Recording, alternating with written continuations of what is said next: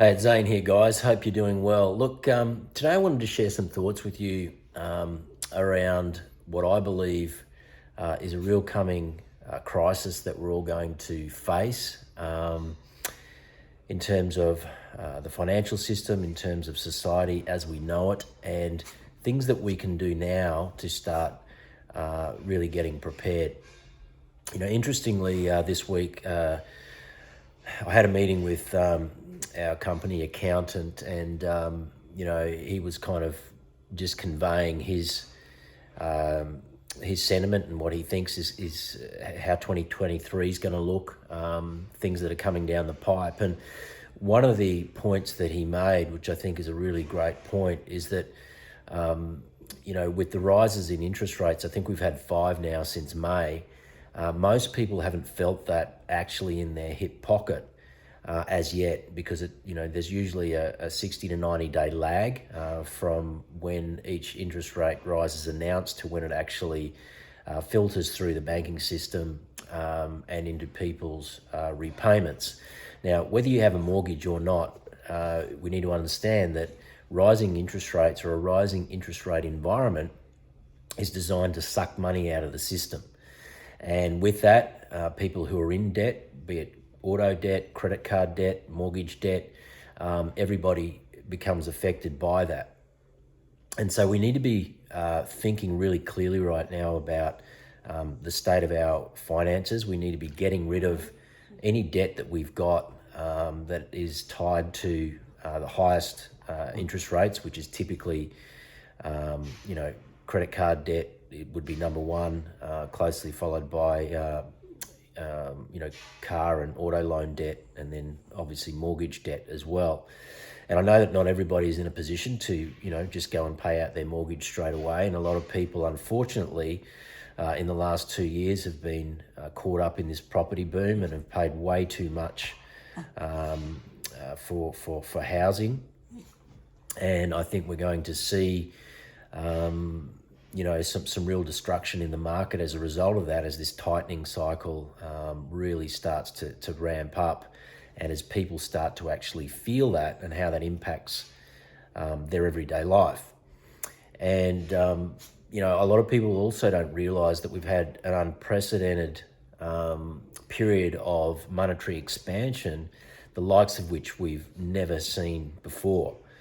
And when you have a fiat system that is only backed by, the faith and credit of the governments that we're a part of, and not anything tangible, it's just purely backed by the level of trust that we have in our central banks and in our government, that's a problem, because it basically means they can inflate the currency, pump as much money into the system under the guise of propping up the economy, under the guise of,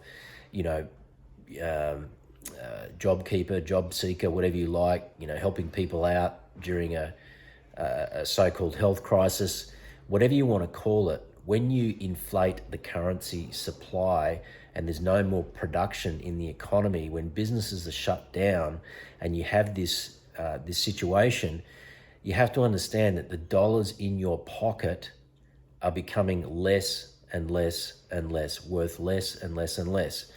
And so a lot of people fall for the situation where, the government had to do that. They had to pump money into the system so that we could pay our rent, so that we could go to the grocery store because I'd lost my job. But you have to understand problem, reaction, solution. This whole thing has been manufactured from the very beginning, and it goes way back quite some decades. In fact, the source of it all really goes back to the removal of government-backed currency from the gold standard way back in 1971, when President Nixon took the US off the gold standard for the first time, severed ties with gold. Prior to that, America was basically producing, had all the factories, was producing all of the machinery for the wars. Foreign countries were exporting their gold to America. America was the custodian of that gold. And in return for that, they had a conference known as Bretton Woods in the early 30s, where it was deemed that America would become the global reserve currency. Fast forward 35, 36 years after that, we then saw America abuse that power as the reserve currency. They were basically printing money beyond what they had in gold reserves to fund the war in Vietnam, those kinds of things.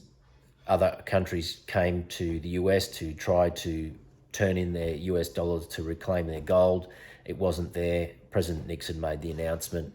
And since that time, basically the entire Western world has been on this centralized fiat system, floating currency system, where it's not backed by anything, and we are, as a population, basically at the whim of whoever's in power at that time.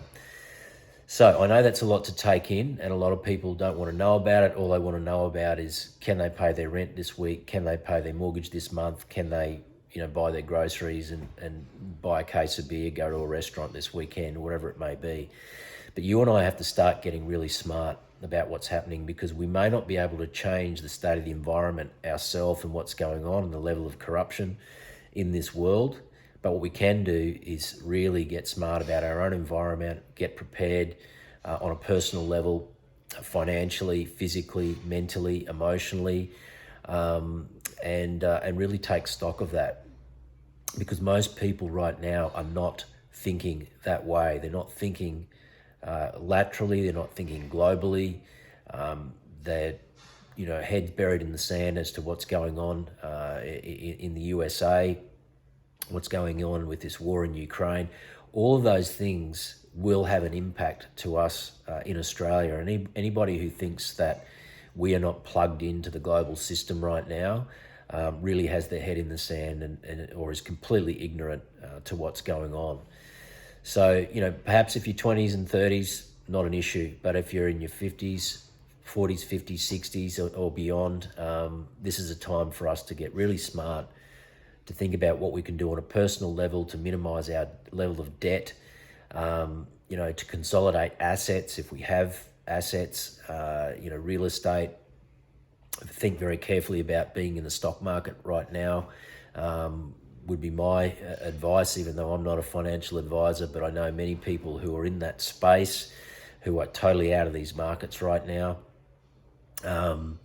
We're seeing what's happening in the broader crypto market. A lot of people don't realize there's a big difference between Bitcoin, which is censorship resistant hard money with a cap, a protocol that can't be broken, very different to the rest of the crypto ecosystem, and some very expensive lessons being learned by people right now who thought they were just going to basically become an instant millionaire overnight by partaking in these worthless crypto coins and not really looking at why Bitcoin was created by Satoshi in 2009 on the back of the GFC in 2008, and why that protocol is the strongest monetary computer network that we have in the world right now, and that is really, in my mind, the future of money.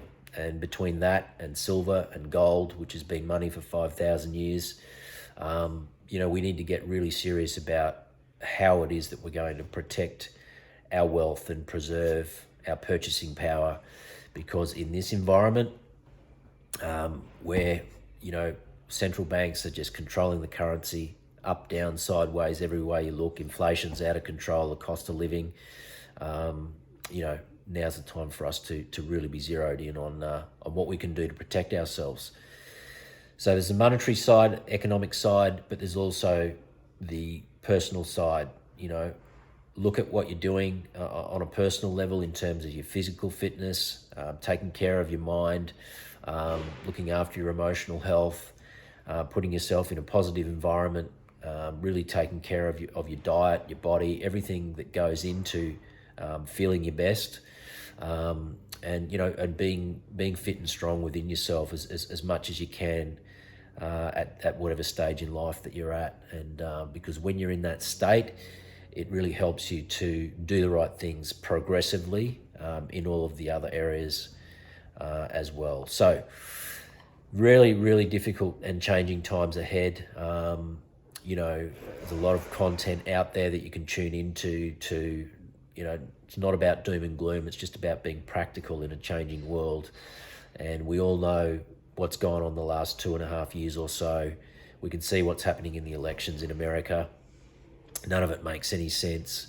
But for those of us who are awake, enlightened, we can see what's really going on. And it's really a red flag and an alarm bell for us to bunker down, get smart, and to start taking some action. So that's my message today. Hope you have a great day, and I look forward to talking to you in the next one. Thanks for watching. Cheers.